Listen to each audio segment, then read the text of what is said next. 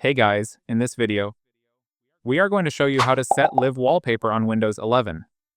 Many people love adding a personal touch to their computers, and one of the best ways to do that is by using live wallpapers. Live wallpapers can make your desktop look dynamic, interactive, and visually stunning. However, Windows 11 does not natively support live wallpapers due to performance and security concerns. If you want to set live wallpaper on Windows 11, there is no direct way of doing it through the system settings. You can try it by right-clicking on your home page. A drop-down menu will appear on your screen. Now, click on Display Settings. Scroll down and you will find the graphics option. You can also look for the Live Wallpaper option, but you will not find it because Windows 11 currently does not include this feature.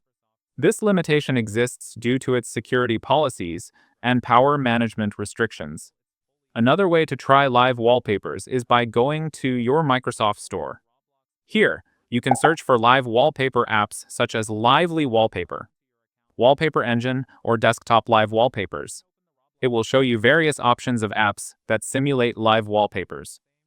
Lastly, even though Windows 11 does not officially support live wallpapers, these third-party apps will also not work on Windows 11. Thank you guys so much for watching. I hope you got some value. See you in the next one.